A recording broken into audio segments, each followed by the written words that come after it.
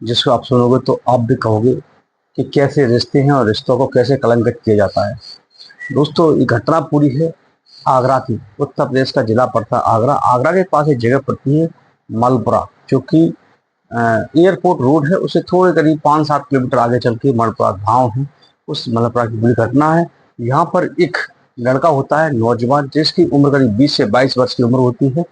वो अपने रिश्ते के एक मामा लगते थे, उनके घर पे आया जाया करता था। तो उनके घर पे जाता है, वहां पर उनकी बेटी, नाबालिग बेटी थी 16-17 साल की, उसको नहाते हुए उसका वीडियो रिकॉर्ड कर लेता है। पहले तो वो घर में जाता है, आवाज लगाता है तो घर में कोई होता नहीं है। तो वो सोचता है कि घर में शायद कोई है नहीं, बाहर गए हुए। लेकिन जैसे ही घर में वो घुसता है तो उसे आवाज आती है, ऐसे एहसास होता है कि कोई बाथरूम में नहा रहा है। और आवाज देता है तो वहाँ कोई नहीं होता है, मालूम पड़ता है। और कोशिश करता है देखने की, तो वहां पर वो, हाँ, जो हलवाई थे उनकी बेटी नहा रही थी। उसके नहाते हुए में उसने चुपचे से कई वीडियो रिकॉर्ड कर लिए। बस यहीं से उसकी पूरी कहानी, कत्ल की कहानी किस तरीके से ली जाती है। ये उसने जिंदगी का सबसे बड़ा, ये सबसे बुरा काम किया था कि किसी के नहाते हुए वीडियो रिकॉर्ड कर ली। उसके बाद उसने ब्लैकमेलिंग का काम चालू कर दिया। दोस्तों, हम बात करते हैं मलपुरा की, जो कि आगरा के पास ही एक गांव है। यहाँ पे एक देवीराम का परिवार था। देवीराम पेशे से हलवाई का काम करते थे। उनकी वहीं पर एक हलवाई की दुकान थी। उन्हीं की 16 वर्ष की बेटी थी। और इधर ये लड़का जो था, इसका नाम था राकेश। ये काम करता था वीडियो रिकॉर्डिंग की, वीडियोग्राफी की। शादी विवाह में ये वीडियोग्राफी बनाता था। तो ये इनके घर पे रिश्ते में मामा लगते थे, तो ये घर पे आना जाना था।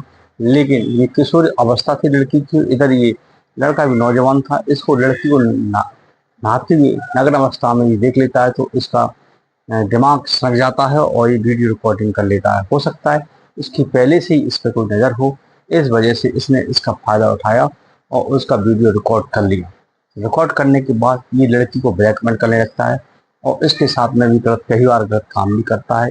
जैसे ही उसके माता पिता, लड़की के माता पिता यानी कि देवीराम हलवाई को इसकी जानकारी होती है, तो उनको डर लगता है कहीं ऐसा ना हो ये लड़का हमारी बेटी की नहाती हुई वीडियो यहाँ से रिकॉर्ड करके ले गया है, तो कहीं ये सोशल मीडिया पे या कहीं इसको वायरल ना कर दे, जिससे हमारी बेटी की और हमारी बदनामी हो जाएगी, तो बड़ा नुकसान हो जाएगा उससे।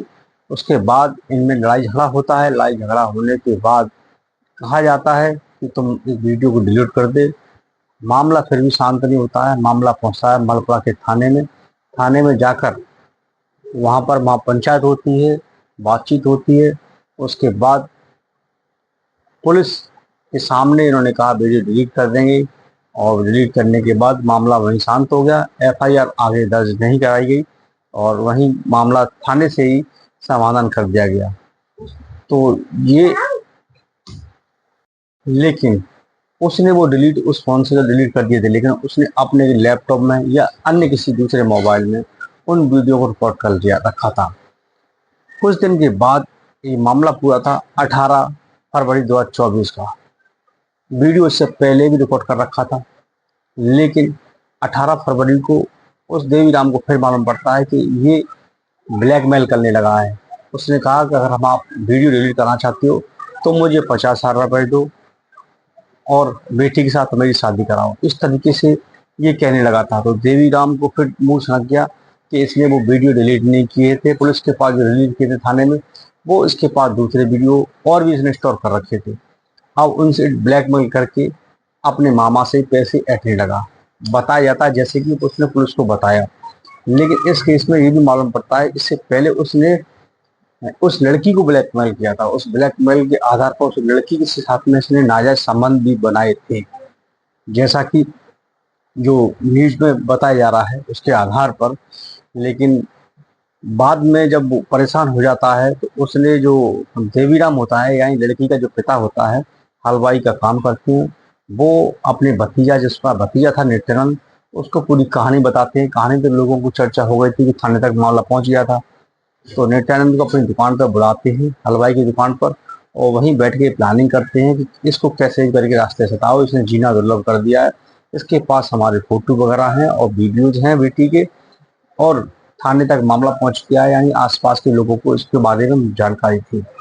ये प्लानिंग करते हैं। प्लानिंग करने के बाद इनको उस लड़के राकेश को फ़ोन करके अपनी दुकान पर 18 फरवरी 2024 को ये बुलाते हैं और बुलाने के बाद वही बातचीत होती है। कहते हैं तुम हमारी दुकान पर आ जाओ और मामले को हम यहीं सॉल्व करते हैं, हो सकता है तुम्हारी शादी भी हम करवा दें अगर बातचीत हमारी आपकी बन जाती है। तो ये अकेला पहुंच जाता है उस दुकान पर, वहां जाके बैठ के बातचीत करने लगते हैं।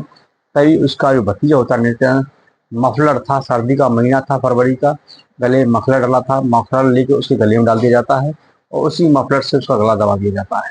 इनके दोनों के बीच कहासुनी होती है और फिर उसका वहां तार लिया जाता है, वायर था बिजली का तार, उससे इसका गला घोंट लिया जाता है और उसकी तुरंत वहीं पर इस राकेश की मौत हो जाती है। अब ये कहती है कि सबको कैसे ठिकाने लगाया जाए। तो ये हलवाई थे, सर्दी का टाइम था, शाम का टाइम था, वक्त था, ये मोटरसाइकिल से दोनों लोग जाते हैं। खारी नदी पड़ती है आपकी मलपुरा से आगे चलती है, जो जगनेट के लिए रास्ता जाता है, उस रास्ते में ये इसके दोनों मोबाइलों को खारी नदी में फेंकाते हैं। उसके बाद वहाँ देख आते हैं कि इस डेड बॉडी को कैसे इसको हटाना है। तो रात शाम के टाइम होता है, हलवाई की दुकान थी, तो ड्रम के अंदर इसको डेड बॉडी को भर लेते हैं, उसमें घुसेड़ देते हैं।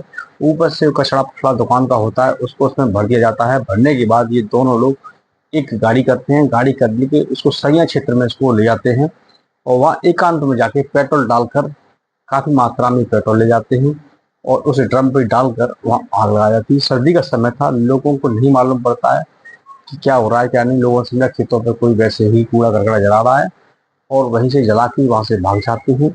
भागने के बाद पुलिस को सूचना मिलती है।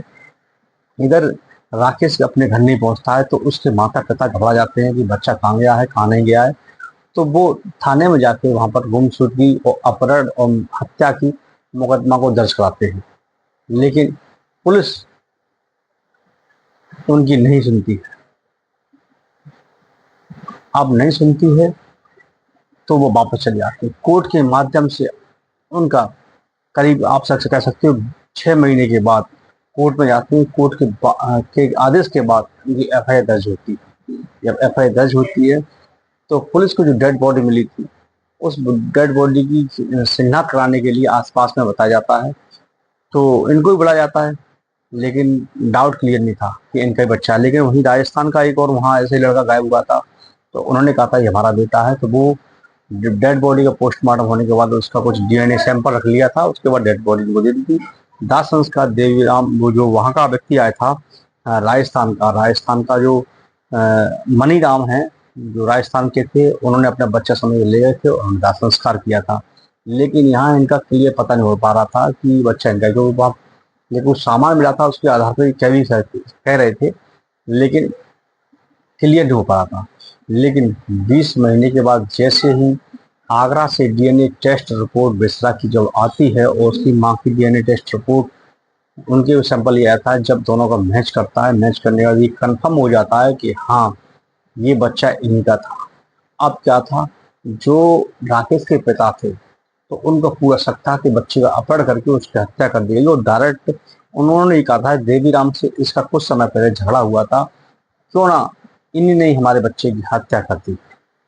बस पुलिस को सीधा देवीराम को पकड़ते हैं। देवीराम दिल्ली में नौकरी कर रहा था, यहाँ से अपनी दुकान हलवाई की बंद कर पूरी के ये दिल्ली भाग जाता, वहीं जाकर अपने कारोबार चला रहा था हलवाई के काम का।